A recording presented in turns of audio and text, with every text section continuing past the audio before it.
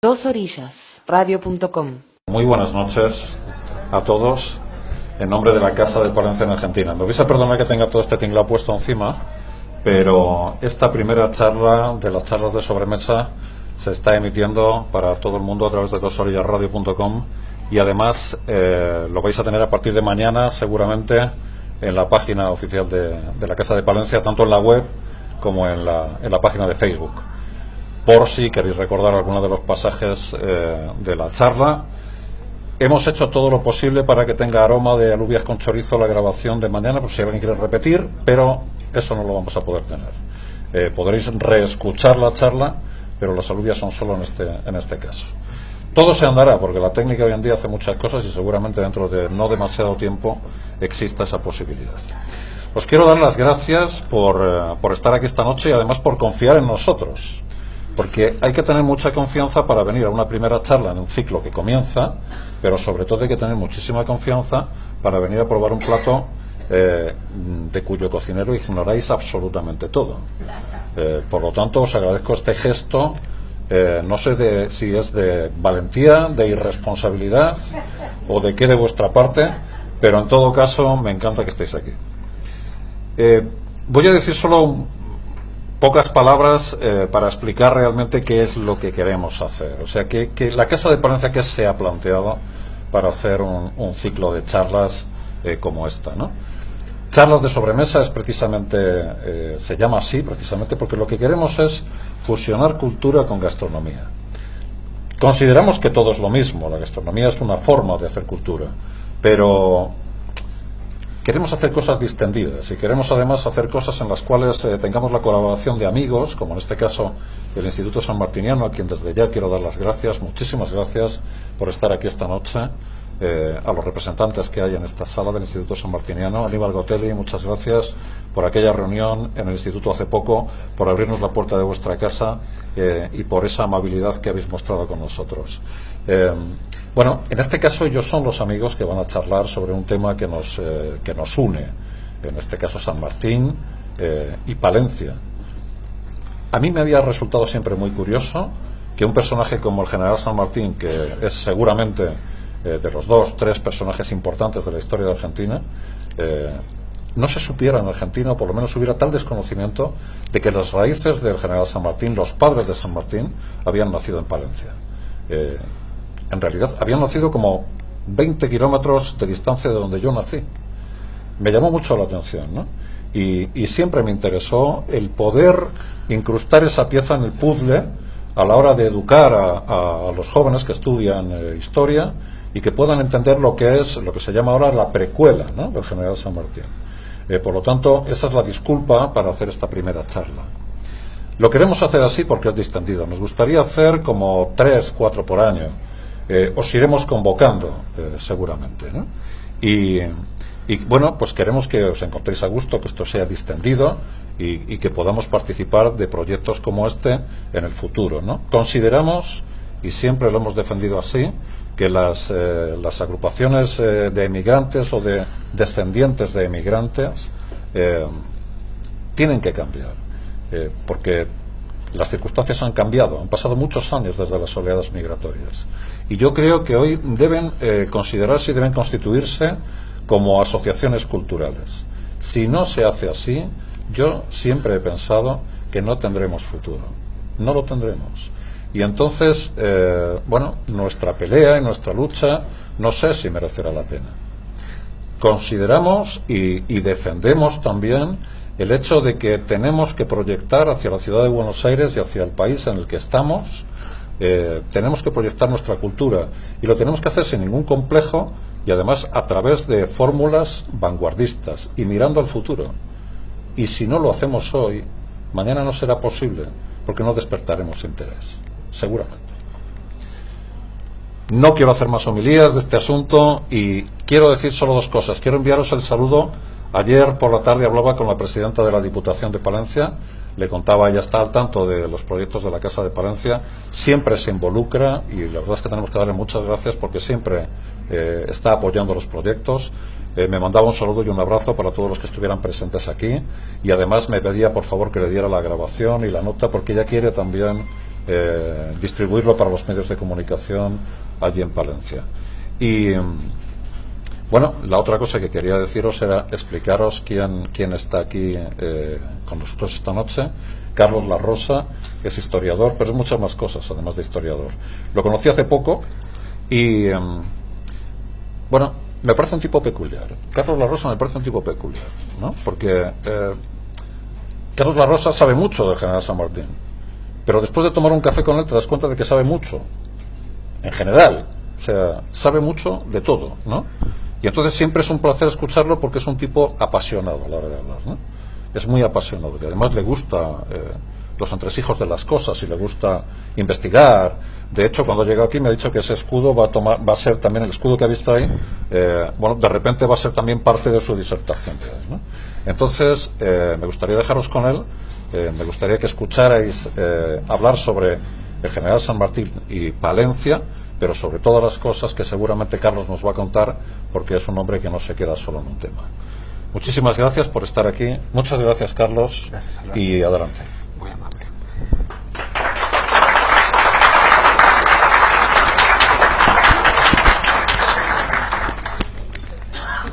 Muchas gracias. En principio, las formas de rigor, muy agradecido por la presencia de todos ustedes. Muy especialmente agradezco a Alberto por la invitación, a mis compañeros del Instituto Sanmartiniano, la doctora Amanda Righetti, secretaria general, el profesor Aníbal Gotelli, gracias Aníbal, y Diego Mendiburu, que se encarga de la parte de acción cultural y extensión educativa, es decir, la difusión para los niños o adolescentes que van al instituto y quieren tener conocimiento de la vida y obra del padre de la patria. Yo a la historia la percibo como un rompecabezas que nunca se termina de armar, siempre va a faltar alguna parte. Y lo que más me gusta respecto de personajes como el general San Martín es incurrir en lo que llamo la reconstrucción retrospectiva, es decir, ir desde los momentos finales o desde la transmisión simbólica del personaje hasta los inicios, hasta los orígenes. Decía justamente que una de las ideas era partir del escudo que ustedes ven. Yo había traído una hoja, pero ustedes lo tienen ahí más amplio. El lema del escudo, básicamente, no la descripción de las partes, que dice armas y ciencia. A mí me gusta mucho la obra de Edgar Allan Poe, y en La carta robada, que es mi cuento favorito, él sugiere que la mejor forma de esconder algo es ponerlo a la vista. Hay una cosa que estando muy a la vista, por lo general pasa inadvertida. Y yo creo que no tanto para la comunidad palenciana, pero sí para la Argentina en su conjunto, o para mis compatriotas, la cuestión de este escudo pasa inadvertida, o estando tan a la vista, no hay una capacidad como para ver cuáles son los orígenes, o cuáles son las intenciones, o cuáles son las habilidades o los valores que recibió el general San Martín para llevar adelante la gesta libertadora. Hay muy pocas páginas destinadas a la vida de San Martín en España en la bibliografía argentina.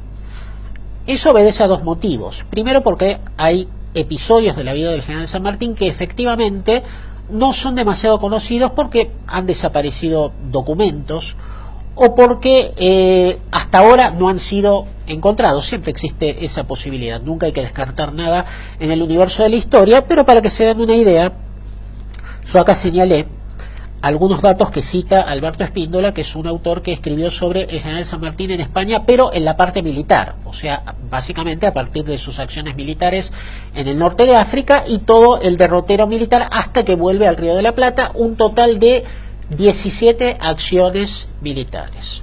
O sea, desde el año 1793, que San Martín interviene en los combates contra los moros en el norte de África, hasta el combate de la Albuera en 1811, hay 17 acciones militares que incluyen acciones navales, acciones en infantería, acciones de distinto tipo, en donde va ganando los ascensos por mérito en el campo de batalla y no por relaciones de tipo familiar.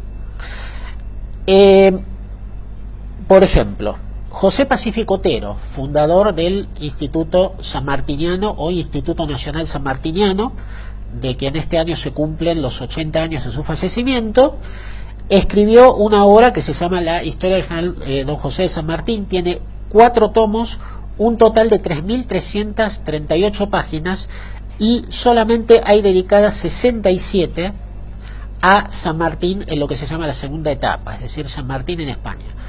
No porque Otero no haya querido consignar más información, todo lo contrario, él viajó a España para nutrirse de más información, pero es todo lo que pudo reunir. Es uno de los que más avanzó. Después lo tenemos a Augusto García Tresses. Él escribió una obra de 6 tomos, de las cuales para la segunda etapa del General San Martín, es decir, el General San Martín en España, escribió 219 páginas. Avanzó un poco más.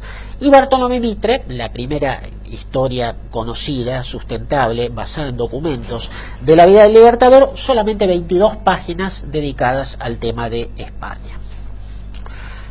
La pregunta es la siguiente: ¿cómo hacemos para reconstruir las raíces de San Martín y para entender la campaña libertadora si tenemos tan poca información en materia de documentos?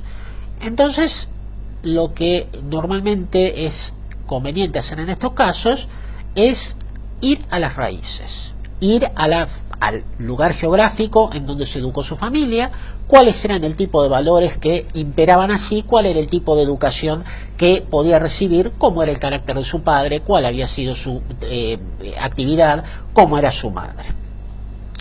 Fíjense que una de las obras que más alude a la genealogía del general San Martín en España, y más concretamente en Palencia, es de Eugenio Fontaneda Pérez. Se llama Raíces Castellanas de José de San Martín, Prehistoria sanmartiniana, Cervatos de la Cuesa. Fíjense que lo considera prehistoria, es como si no hubiera documentos. Fontaneda Pérez escribe una obra en la que describe la restauración de lo que es la casa del general, la casa de la familia San Martín en Palencia. En el año 1977, hace exactamente 40 años, empieza un proceso de restauración de la casa de la familia San Martín. La casa está intacta, no así la de Sapezú. Prácticamente hay únicamente un templete y están los restos de los padres de San Martín, pero no hay mucho más.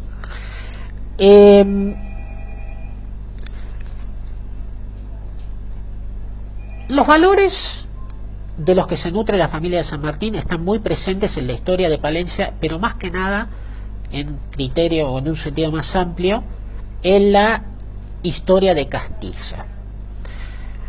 Valores como el hombre se forma en función de una familia, en función de una casa, en función de una patria, y de ahí van surgiendo una serie de valores.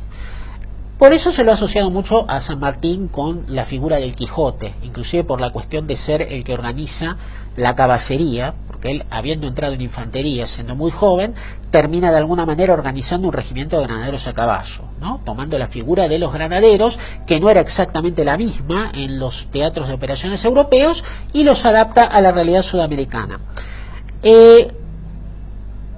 Hay distintos valores que aparecen desde Castilla. En principio, entendamos lo siguiente. El Río de la Plata o los dominios españoles de ultramar, a partir del descubrimiento de América, son bienes realengos, no son colonias, son bienes que pertenecen al reino de Castilla. La que financia la operación del descubrimiento de América es la reina Isabel de Castilla. Y hay un espíritu en la tierra castellana que tiene que ver con la libertad, que tiene que ver con la justicia. ¿Cómo lo conocemos? A través de la literatura, por ejemplo. Si leemos Fuenteovejuna, el comendador que abusa de sus poderes es ejecutado justamente por el pueblo de Fuenteovejuna. Se produce una investigación y ellos, ¿qué es lo que esperan? Que finalmente el hecho de haber hecho justicia con un comendador que era injusto y que cometía tropelías y que cometía atropellos, fuera apoyado o fuera de alguna manera respaldado por los reyes católicos, como si fueran un tribunal de alzada. Castilla, y concretamente en la zona de la que nos ocupa, ha tenido muchas acciones militares de todo tipo, contra ingleses, contra los más variados enemigos, pero ha tenido al mismo tiempo armas y ciencia, centros de estudio o centros de formación, tanto Castilla como especialmente la zona de Palencia. Hay los conceptos que nosotros conocemos hoy como de poderes limitados, como separación de poderes, como digamos un parlamento para limitar el poder de un rey, estaba muy presente mucho antes en Castilla que, por ejemplo, en John Locke, mucho antes.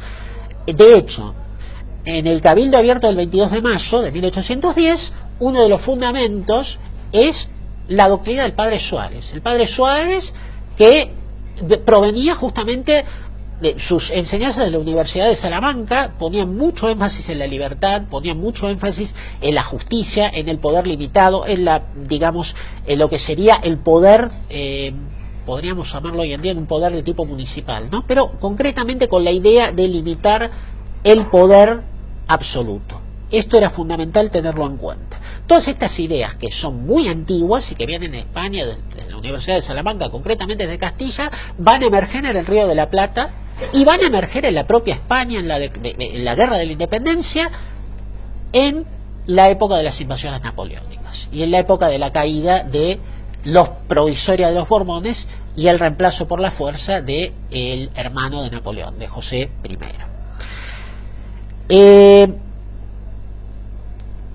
Esta es la zona también, la zona de Castilla de los comuneros que se levantaron contra el intento de Carlos I, cuando había llegado, de forjar un poder absoluto, un poder de rey con muchas más atribuciones que lo que tenían los reyes en la época medieval, que estaban limitados por la nobleza, estaban limitados por la iglesia. En este caso, la edad moderna trae consigo un poder absoluto, trae un rey que reivindica para sí un derecho divino y el ejercicio de ese poder en forma discrecional. El levantamiento comunero que se ha aplastado, de alguna manera implica un reforzamiento del poder real. Los reyes católicos habían logrado la unidad. Carlos I, a partir de ese momento, pretende la universalidad. ¿Qué dice la bandera de España? Plus ultra, más allá de los mares. Más el poder de España, o las ideas de España, o los valores de España, pero más concretamente de Castilla, van más allá del propio territorio español. Pero falta la parte del espíritu de la justicia y falta la parte del espíritu de la libertad, que estaba muy acendrado en el pueblo castellano y sobre todo en el pueblo de Palencia. El general San Martín va a ser asociado con figuras muy relevantes de la historia de España. Uno de ellos es Gonzalo Fernández de Córdoba y Enríquez de Aguilar, el famoso gran capitán. Se cuenta como anécdota, no se sabe si está debidamente respaldado en documentos, que en un momento Fernando el Católico reclamó por una serie de gastos al gran capitán, y el gran capitán hizo todas las cuentas y le replicó en función de lo que había gastado, que todas las cuentas estaban en debido orden. A San Martín se lo llama el gran capitán, y Bartolomé Mitre escribió uno de sus artículos que es Las cuentas del gran capitán, es decir, toma la misma figura. Empiezan a haber algunos contactos, en algunos casos yo creo que más casuales que causales, entre la figura de San Martín y lo que es el caballero castellano, o los orígenes o la figura, digamos, o los valores que eran propios de esa región. San Martín va a ser veterano de guerra en 3 continentes. Él empieza ingresa al regimiento de Murcia, apodado el Leal, en el año 1789, muy pocos días después de la Revolución Francesa. Esto es un caso absolutamente casual, no tiene que ver exactamente con que sea ese mismo año, pero es una coincidencia. Doña Gregoria Matorras dice en su testamento, o da algunas pistas de lo que representó el destino de dinero o el destino de manutención para cada uno de sus hijos, y hay algunas pistas de que José Francisco era muy lector, se dedicaba a las artes, le gustaban las las artes liberales, le gustaba la ciencia, le gustaba el saber, le gustaba el conocimiento. Esto se pone de manifiesto con una biblioteca que se va a reunir de 800 libros aproximadamente. Estos libros terminaron en gran medida en la biblioteca, formando la Biblioteca Pública del Perú, ¿no? San Martín va a ser un militar profesional, pero a la vez va a empuñar la espada teniendo un respaldo de ideas detrás. Y hay muchas de las ideas que tienen que ver con Castilla, hay muchas de las ideas que tienen que ver con los cambios que se están dando en ese momento, hay ideas que tienen que ver con el mundo de la enciclopedia. La enciclopedia es dar a conocer a todo el mundo el saber. ¿Cuál es la columna más firme del despotismo? Va a decir en Perú en el año 1821, la ignorancia. Por lo tanto, ¿cómo se combate la ignorancia? Se la combate con el saber, se la combate con las armas y se la combate con la ciencia, como dice el escudo que estamos viendo. Los padres, perdón, ahora sí, perdón, gracias. Avísenme cualquier cosa porque así, ahí se escucha mejor. Perdón, gracias. Solamente de la genealogía voy a decir los padres del general San Martín, los dos nacidos en zonas muy próximas. Juan de San Martín y Gómez nació en 1728, un 3 de febrero. Justamente San Martín combate en San Lorenzo un 3 de febrero de 1813, ¿no? El padre nace un 3 de febrero de 1728 y muere un 4 de diciembre de 1796. El lugar de nacimiento es Cervatos de la Cuesta, el ayuntamiento de Palencia, Castilla la Vieja, justamente toda la región que estamos describiendo. Y Gregoria Matorras del Ser nace el 12 de marzo de 1738, muere en el año 1813, un año muy importante para la vida de San Martín y para la campaña que él está llevando adelante, en Villa Paredes de Nava, que es muy cercana a Palencia, prácticamente estaban pegados. Se casaron en el año 1770 en la Iglesia Catedral de Buenos Aires, que hoy es Monumento Histórico Nacional. Tuvieron 5 hijos. La primera y única hija, María Elena, que nació en 1771, Manuel Tadeo, que nació en 1772, Juan Fermín en 1774, Justo Rufino en 1776, el año de la creación del Virreinato del Río de la Plata por Carlos III, por disposición de Carlos III, rey de España, y José Francisco, que nace el 25 de febrero de 1778. Va a vivir 72 años, hasta el año 1850. Un descendiente de Gregoria Matorras, Agustín de Lerner Matorras, en un libro que editó el Instituto Español Sanmartiniano, lamentablemente ha desaparecido porque se ha quedado sin sede hace varios años, pero editó una serie de obras muy interesantes. Califica a San Martín como un hombre de acción porque plasmó su amor en obras. La tierra donde se educa a San Martín es una tierra austera, es una tierra de trabajo de tierra.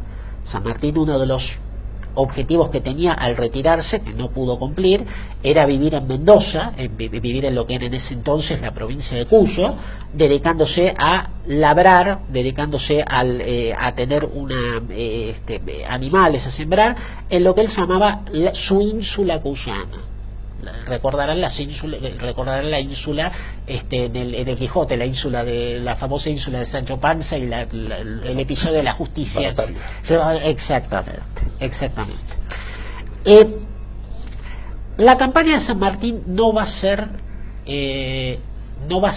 anti-española, va a ser antitotalitaria y va a ser antiabsolutista, como era la campaña de los levantamientos comuneros, como era la reacción de Fuenteovejuna en la obra de Lope de Vega.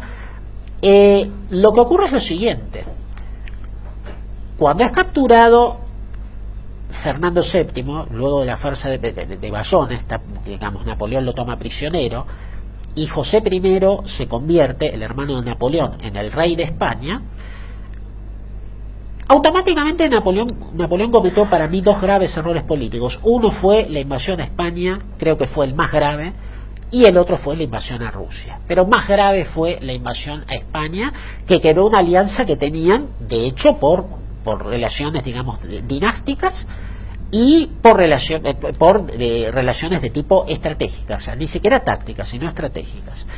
La invasión de Napoleón termina con todo esto, las tropas francesas oficiando de policías de ocupación, recordemos el famoso cuadro de Goya, ¿no? Digamos, pasamos al arte, genera, digamos, una situación de rebelión en el pueblo español que parece recuperar ese espíritu primigenio de lo que era la Castilla antigua, la Castilla ancestral, que ponía muy de seno este tipo de valores.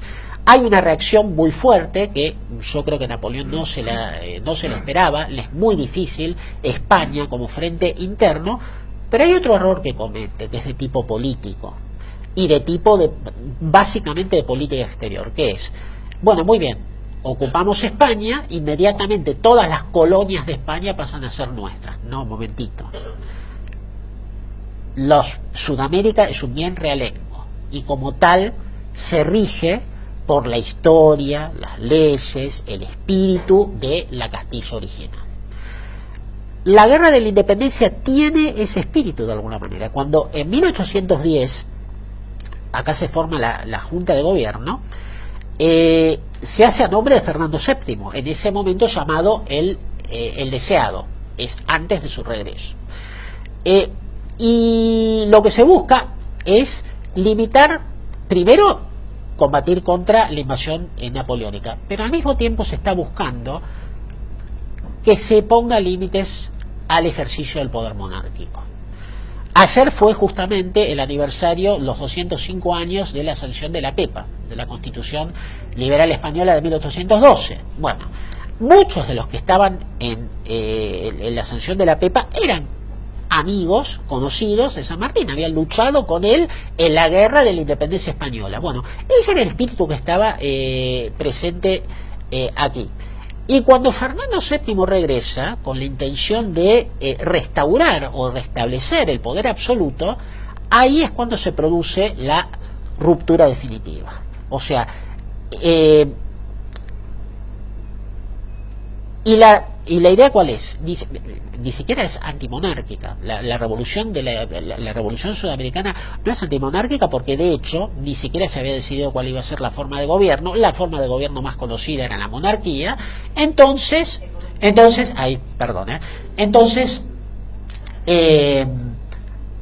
lo que quedaba, el tema de monarquía-república era algo que todavía no estaba definido. Lo que sí se buscaba era limitar el poder de los monarcas o de cualquier gobierno que quisiera ejercer, ¿no? O sea, que tenía que haber un contralor y tenía que haber un sistema de pesos y contrapesos.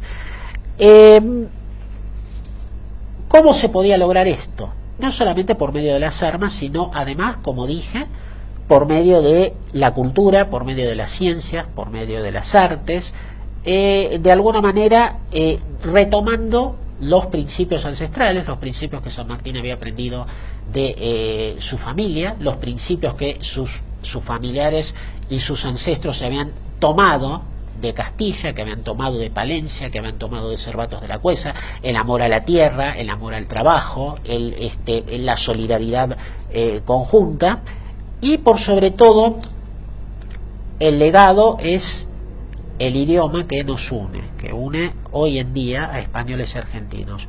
Un idioma que nos permite decir palabras tan lindas como libertad, como unidad, como inmigración, como independencia, como confraternidad.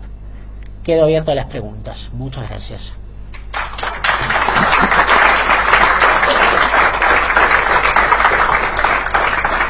Bien, este es el momento en el cual hay que hacer preguntas.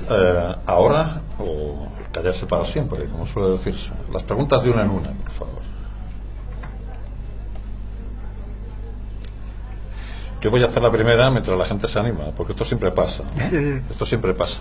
Hay una cosa en la que has incidido, y es, además lo contabas ahora al final, y es ese rescate de determinados valores castellanos por parte del general San Martín a través de lo que había mamado en realidad de su familia, ¿no? ¿Hasta qué punto eso construye el personaje del general San Martín en el futuro, a lo largo de su vida?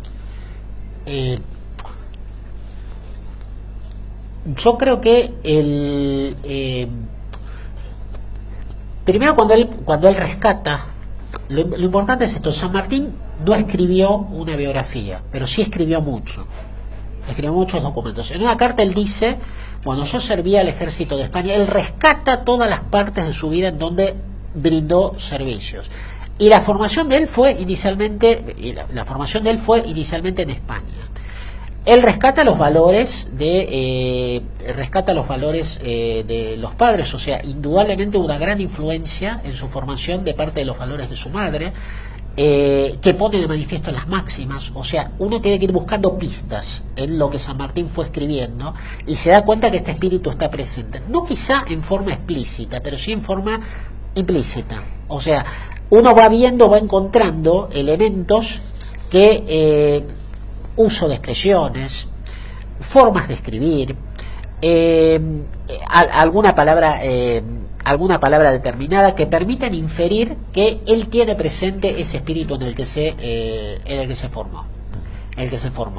Y donde está presente, porque aparte hay otra cosa: San Martín no es una persona única que apareció, no, es el producto de toda una cuestión, primero de una cuestión ancestral, segundo de una cuestión cultural de época. O sea, cuando el tema de el concepto de libertad universal o de independencia universal está presente de alguna manera en las enseñanzas de las viejas universidades castellanas. El tema del poder no opresivo, yo creo que básicamente se ve en la correspondencia, se ve en la documentación. Hay, para la obra de Bartolomé Mitre, que la historia de San Martín y la emancipación sudamericana, se pone mucho el énfasis en el papel de emancipador. Las obras españolas que hablan de San Martín hablan del emancipador, usan mucho esta palabra: el primer soldado de la libertad y el emancipador. Acá no son tan usadas. Todo el tiempo tiene presente, digamos, toda esta cuestión. Él no olvida lo que fue en España. Me olvidé de contar esto: en España él tuvo un momento muy difícil en el que casi pudo haber perdido la vida, que fue cuando lo matan a sus superiores, el general Solano, que casi muere. Digamos, hay una revuelta justo en 1808, el año difícil de la invasión francesa, y esto lo marca en el sentido de querer un orden en libertad. Los tumultos lo aterrorizan. Uno de los últimos recuerdos que él tiene al respecto es en el año 1848, cuando se produce la revolución en París. Entonces se instaura la Segunda República Francesa y él tiene que escapa para preservar a su familia, porque todo el tiempo le está pensando lo que fue la experiencia española, aún en la experiencia del norte de África, siendo muy chico. 13 años tenía cuando entró en acción. Y algo que lo marca también es que él siente una gran decepción cuando se produce la primera acción militar, porque lo que se ganaba en el campo de batalla, España era muy valerosa, ganaba en el campo de batalla, y resulta que llegaba el momento de la mesa de negociaciones y ahí se perdía. Eso le había pasado a Ceballos cuando ganaba en Colonia del Sacramento y tenía que volver para atrás por orden de la corona, y le pasó a San Martín cuando se tuvo que ir de ahí. El espíritu era no rendirse, el espíritu era avanzar, ¿no? Puede haber un gesto más español o más castellano que en el combate de San Lorenzo, cuando todos dudan de la fidelidad de San Martín, de la fidelidad política. ¿Para qué viene este hombre? ¿Qué quiere? ¿Qué busca? ¿Qué pretende? ¿Cómo, teniendo una carrera tan exitosa a nivel militar, se viene para acá a hacer una carga de caballería? Él, que casi lo matan, porque pudo haber muerto, ¿no? Bueno, él no está diciendo, a lo mejor, soy español, soy castellano, vengo de Palencia, pero lo está demostrando con sus acciones. Y hay mucha correspondencia, o que algún día sería como para hacer un trabajo. Es bueno lo que me preguntas, porque se podrían identificar esos momentos en donde hay una clara tradición castellana en general y probablemente palenciana en particular. Valentina, perdón. No me voy a meter en el jardín de explicar lo de la tonada de San Martín, ¿no? ¿Por qué no? Bueno, la tonada, tonada. es que la tonada fue justamente una de las dudas que despertaba. Digamos, San Martín, vamos a ser claros, la voz de San Martín no era la de Alfredo Alcón en El Santo de la Espada. Era una voz bien castiza. Y era uno de los elementos de duda. Este hombre, ¿de dónde, de qué quiere, de dónde viene, qué pretende, ¿no? Ya él cuenta en la primera carta que él publica, donde hay una especie de mini biografía, donde él dice que sirvió al ejército español desde los 13 años hasta los 34 años y que vino al Río de la Plata. Él cuenta cómo lo recibió el triunvirato. Él dice en realidad que lo recibió un triunviro bien y 2 secretarios lo recibieron mal. Uno de los secretarios que lo recibió mal fue Bernardino Rivadavia, con quien casi se bate a duelo, ¿no? Que murió en Cádiz, además, Bernardino Rivadavia, justo cuando, San Martín, cuando hace lo que se llama la segunda etapa de su vida, la etapa española, se establece un tiempo con la familia, con Juan de San Martín, Gregorio Matorros y sus hermanos en Cádiz, en 1784, que ahí viene la parte de la vida de San Martín que es quizá menos conocida, la que va de 1784 a 1789. Después viene la parte militar, viene la foja de servicios y bueno, indudablemente elementos sobre Bailén, sobre la Albuera, sobre los distintos combates navales o terrestres, y hay porque, digamos, sobre todo Bailén, que es una batalla muy importante, ¿no? Y porque él va ascendiendo la foja de servicios y esto queda registrado.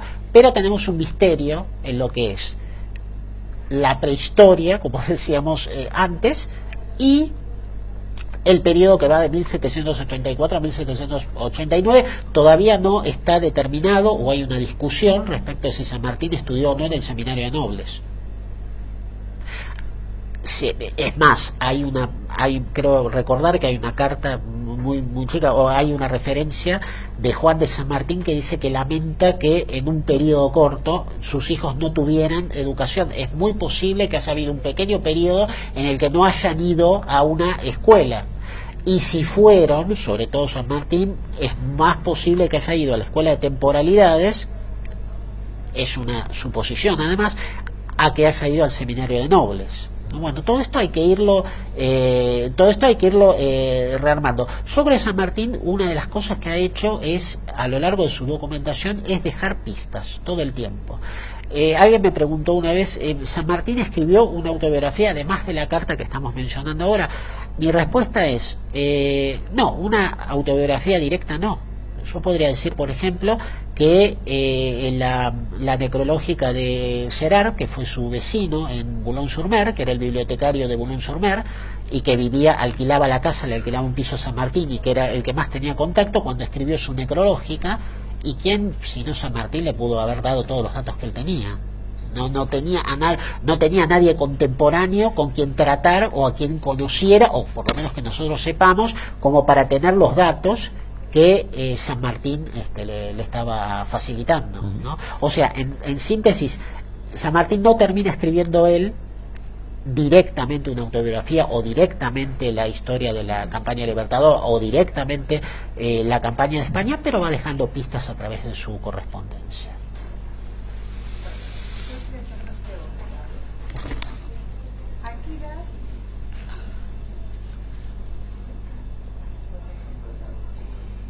Dos preguntas. ¿A qué edad San Martín fue a España y sus padres eran adoptivos? Respondo.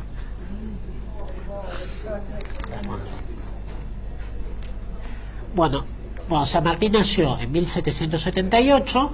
Aclaro que la partida de nacimiento y demás se destruyó cuando en el año, justamente cuando es la batalla de Chacabuco, que se acaban de cumplir los 200 años, se produce ese mismo día una incursión portuguesa en la zona de Yapeyú, y se destruyen o se queman muchos documentos, entre ellos la partida de nacimiento. Hay uno de los hermanos de San Martín que sabemos en qué año nació, pero no sabemos la fecha, justamente por esta causa.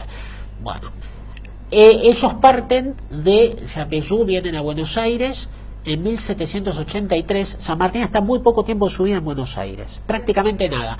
Y calculemos, de 1778 a 1783, muy pocos años, 5 años, 4 años.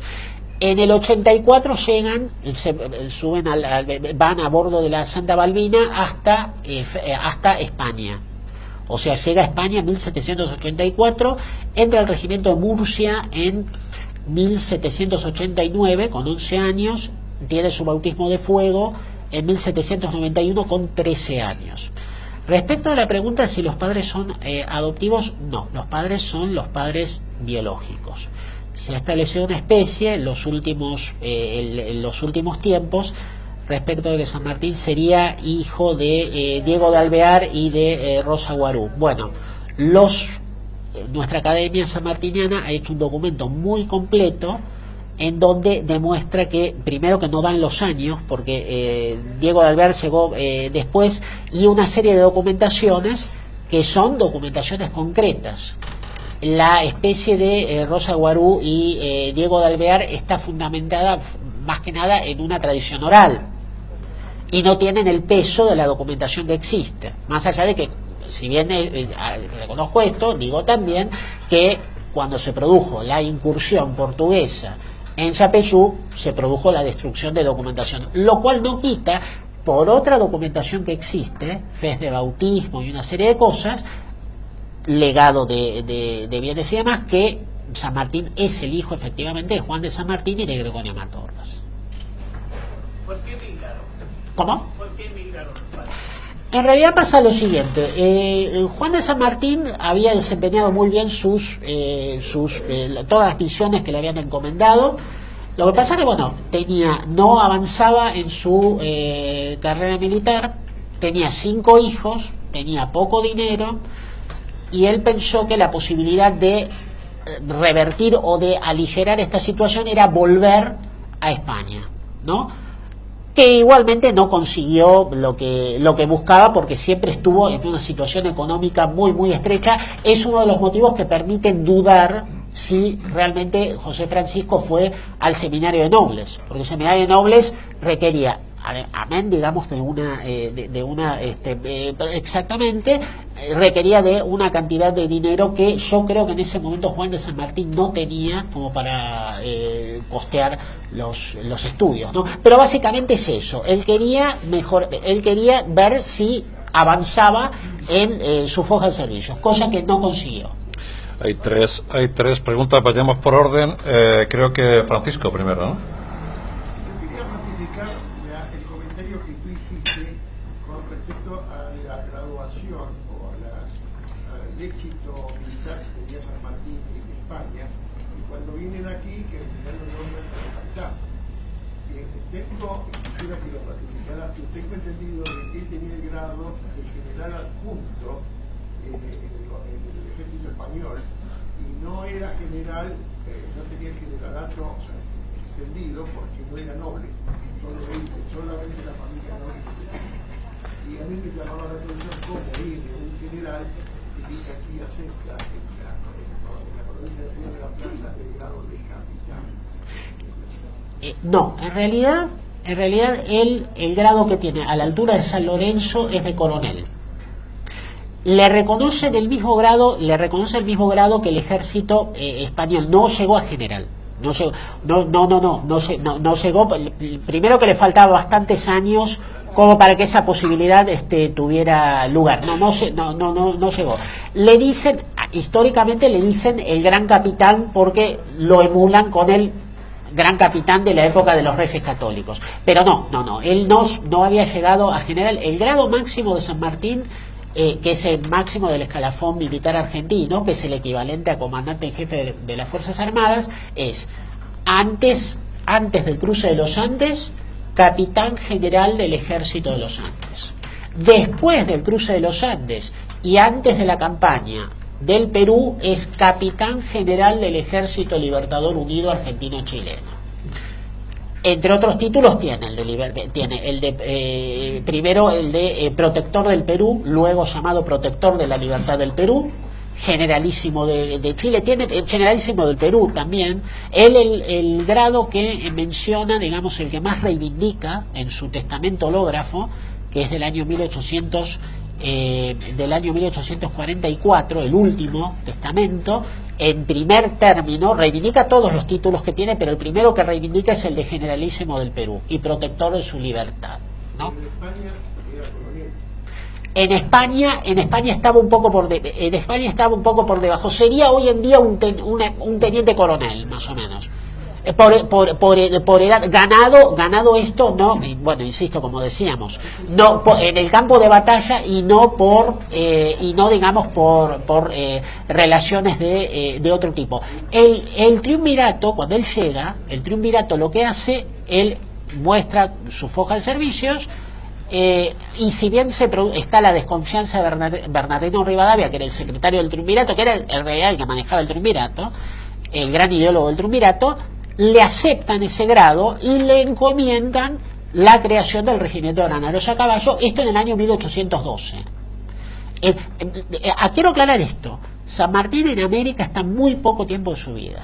O sea, calculen, 1789, 1783, regresa en 1812 y se va en 1824. Trata de volver en 1829, pero como hay estado de guerra civil, llega a Montevideo, no desembarca y vuelve para siempre a Europa. La etapa San Martín está más tiempo en Europa que en América, ¿no?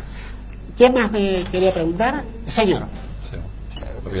Y luego, ¿Quién era? Bueno, Perdón, Quería hacer una consideración. Decía usted que San Martín traía los valores de España y estamos de acuerdo, además estamos de acuerdo con el padre Suárez y Sí. otros. Usted señaló muy enfáticamente la palabra emancipación. Debemos considerar que hay una diferencia sustantiva entre emancipación e independencia. Bueno, sí, en este sentido. Primero, yo creo que el que da la clave en esto, de alguna manera, es Bartolomé Mitre, cuando escribe dos obras. La primera obra la dedica a Belgrano y se llama Historia de Belgrano y la Independencia Argentina. Y la segunda es Historia de San Martín y la Emancipación Sudamericana. Si uno lee la declaración el documento de la Declaración de la Independencia Argentina, no dice la independencia de las Provincias Unidas del Río de la Plata, sino que dice la independencia de las Provincias Unidas en Sudamérica. Entonces lo que se plantea es la independencia argentina, la independencia de Chile, la independencia de Perú y la emancipación sudamericana como un concepto superior. O sea, ese es el origen de la palabra emancipación, y justamente como ponen de manifiesto estos autores que yo menciono, que San Martín es el responsable de la libertad de tres países, de la independencia de tres países, engloban ese proceso de libertad o de independencia con la palabra emancipación. O sea que va más allá. Se habla también hay un montón de conceptos que se usan: la libertad de medio continente, la emancipación sudamericana, la triple independencia. Todo depende de los autores, pero básicamente con la palabra emancipación lo que se quiere marcar es que se busca que todo el continente sea independiente. Es un tema global, porque usted piense lo siguiente: en el Congreso de Tucumán hay invitados diputados de Tarija, hay invitados los diputados orientales que no fueron por diferencias con el gobierno de Buenos Aires, están invitados los delegados de Chile. O sea, la idea es una emancipación. Se usa más que nada para marcar la diferencia entre una independencia de un país a un concepto que sea más de tipo global, ¿no? Que podrían haber usado otra palabra también, pero bueno, esa es la más usada. Manuel Seoane allí me parece que quería preguntar. También micrófono, porque si no. Manuel Seoane creo que tenía una pregunta, ahora tiene una copa en la mano, pero creo que tenía una pregunta también, ¿no? Y estaba esperando turno desde allí. Sí, luego vamos contigo. Manuel, No escucho. te pasamos el micrófono. Sí, mejor. Gracias, es muy amable. interesante, ¿eh? Pregúntame, estoy contento. Me gustaría saber tu opinión sobre la relación o influencia de las logias masónicas en la vida de San Martín.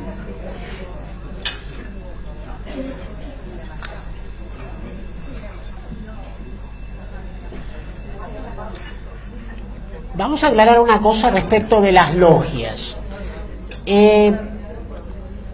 Hay momentos históricos o hay regiones en donde efectivamente hubo, detrás de los procesos independentistas, por ejemplo en Estados Unidos, una totalidad o una unanimidad de integrantes de logias masónicas. Pero en el proceso de independencia del Río de la Plata o de emancipación sudamericana, esto no está probado totalmente. Es decir, las logias imitaban o tomaban el modus operandi de las logias masónicas, pero eran logias independentistas o logias emancipadoras. Esa es la palabra correcta. Entonces, había integrantes de esas logias que eran masones, había integrantes de esas logias que no eran masones, y había integrantes de esas logias que no se sabe si eran masones o no eran masones. En el caso del general San Martín, no hay, por el momento, un documento que contundentemente demuestre su filiación masónica, sí su filiación logista. Esto va absolutamente por mi cuenta. Si un día aparece un documento que dice que el general San Martín es masón, a mí realmente no me preocupa en lo más mínimo. Yo soy fiel a los hechos históricos. Apareció el documento, apareció el documento. Pero mientras el documento no aparece o no hay un elemento contundente, no hay por el momento. Tenemos un académico nuestro que se dedica a estudiar esto y hace años hizo su tesis doctoral sobre esta cuestión y no ha encontrado, y es alguien que busca documento por documento, ha viajado a España, ha viajado a Europa, un documento que muestre, digamos, que por ejemplo la logia Lautaro sea efectivamente masónica. Es una logia independentista, a diferencia de los padres fundadores de Estados Unidos, que son efectivamente logias independentistas y masónicas al mismo tiempo, ¿no? Además hay testimonios, ¿no?, de George Washington con los atributos masónicos, ¿no?, que se pueden ver abiertamente en Washington. Las firmas también, por ejemplo. Lo que pasa que, ojo, porque firmas codificadas o códigos usaban todos. French y Beruti usaban códigos, el bastón con la galera para que entraran los propios y que no entraran los otros. Era un código, pero no necesariamente era un código masónico, era un código para entenderse. Y en otros casos sí, efectivamente era un código masónico, ¿no? En algunos casos sí, claramente demostrable, establecido, verificable, con documentación, inclusive con objetos que existen, y en otros no necesariamente. Mientras damos paso a la siguiente pregunta, contamos para los que no están aquí en este momento, pero recordamos que esto se está emitiendo. Hay socios de la Casa de Palencia, pero luego hay mucha gente en cualquiera de los dos lados del continente que le interesan estas cosas. Entonces, esto está hecho no solo para los que tenemos la suerte de estar aquí sentados, sino para los que nos puedan seguir desde cualquier parte del mundo. Diré que mientras tanto se han ido sirviendo por las mesas unos cuencos con raciones de una comida muy palentina, que esa es otra de las cosas que vamos a tratar de fusionar en estas charlas de sobremesa, y es la charla con la gastronomía, con las comidas. Entonces, esto que hay ahora mismo en los cuencos es una comida muy palentina, que son las alubias con chorizo, de toda la vida. En la zona de Saldaña, en la provincia de Palencia, se dan lo que aquí se llaman porotos, que allí se llaman alubias, judías blancas, judías tintas, en fin. Pero eso nunca falta en las mesas de Palencia cuando empieza a hacer fresco, es decir, casi todo el año, porque allí el clima solo ofrece 3 estaciones: invierno, verano y la del tren. Por lo tanto, legumbre se come prácticamente todo el año, ¿no? Entonces, bueno, mientras preguntamos, mientras charlamos, se pueden degustar las alubias. El pan que hay en el centro es para mojarlo también si quieren en la salsa. Conviene mojarlo en el plato propio, no sé si en el de al lado si se deja, pero espero que las disfruten mientras seguimos charlando. Creo que había una pregunta por allí, ¿verdad? Aclaro antes que soy Sí. San Martín,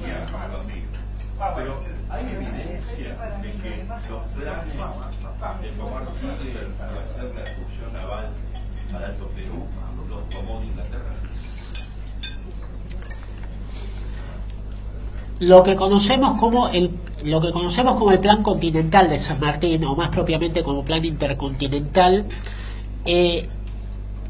tiene algunos elementos, pero no todos, que se habían considerado en una serie de planes. Ahora, ahí tenemos un problema, porque si la pregunta pasa, por ejemplo, por si San Martín recibió el plan de Maitland, pero esto ejemplificando, yo creo que es bastante improbable que San Martín, por la edad que tenía y por el tiempo que estuvo allí, lo haya conocido a Maitland, que aparte era un general de, en ese momento, alta graduación. Sí es cierto que Inglaterra venía considerando, por ejemplo, desde 1713, la posibilidad de llevar adelante un plan en contra de España.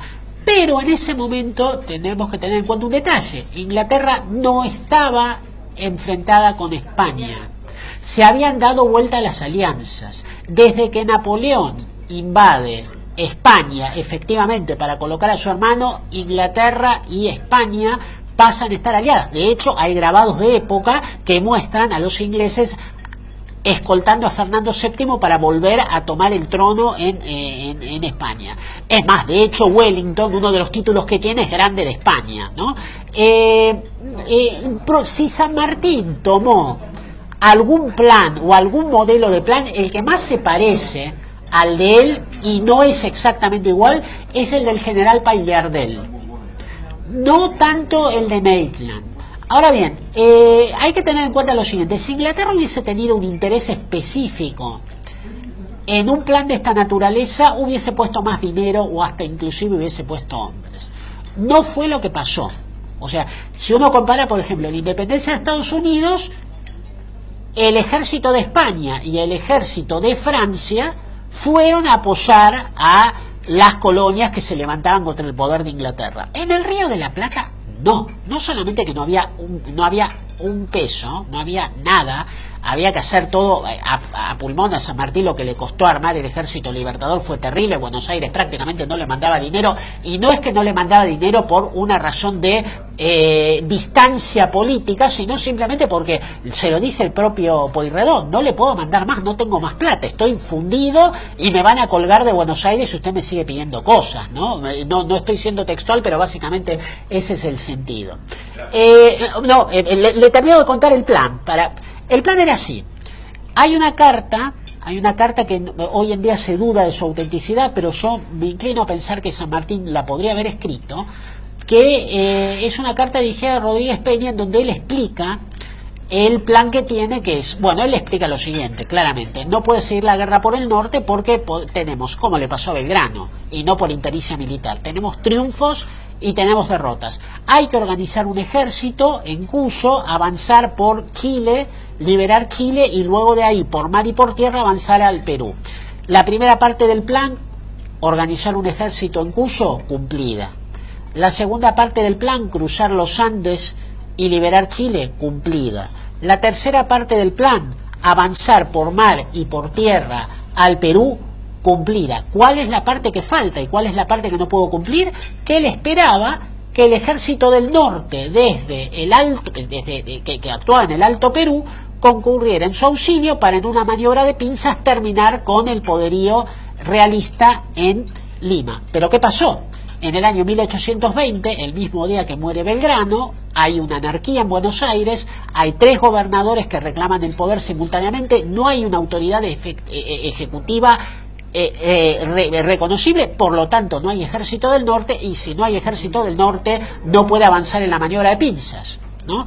O sea que el plan continental no terminó. El plan continental se terminaron 3 fases, pero faltó una cuarta. Esa es la razón por la cual San Martín tiene que ir a ver a Bolívar, a Guayaquil, para pedirle ayuda para concluir la campaña libertadora. No se ponen de acuerdo y la campaña libertadora la termina Bolívar, y San Martín se retira de la vida pública.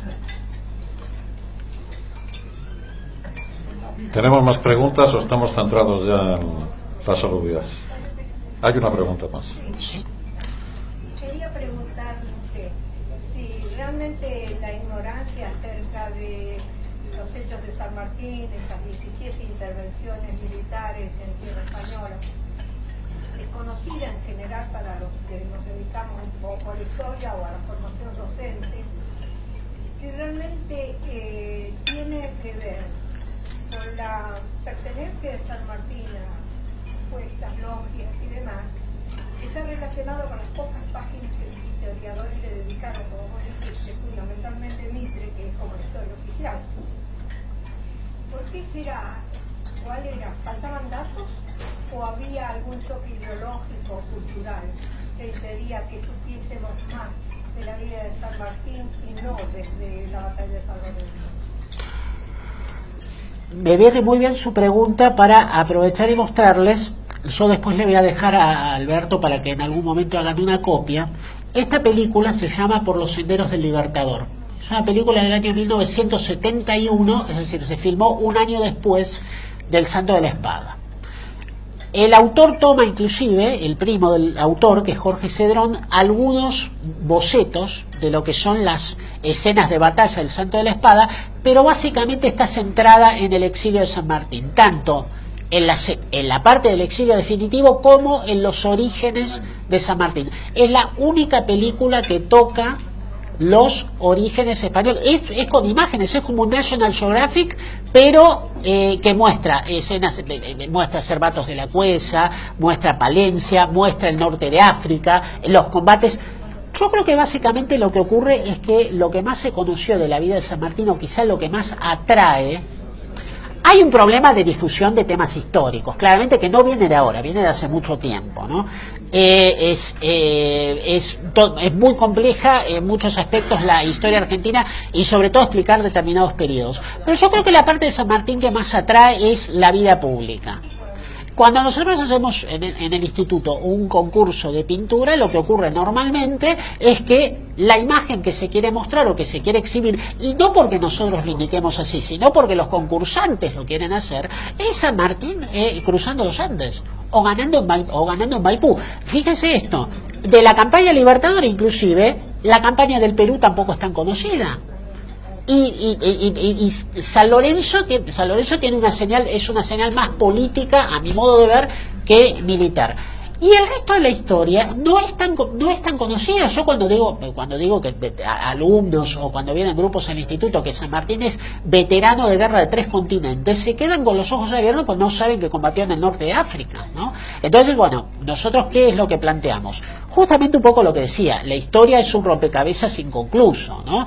Tratamos de poner más énfasis en algunas cuestiones que nos parecen que faltan. La acción gubernativa de San Martín en Perú es muy importante.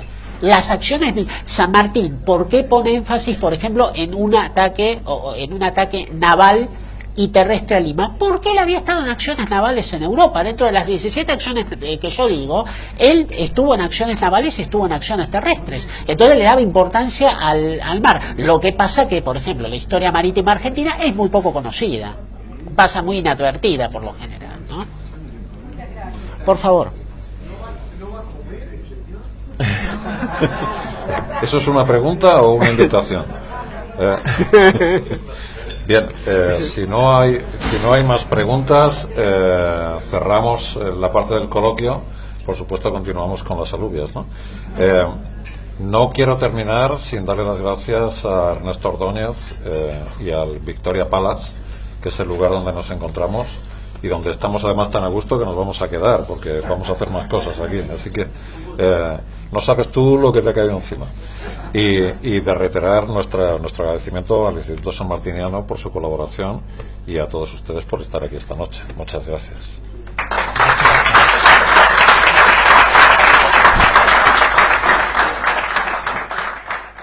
Dos Orillas, radio.com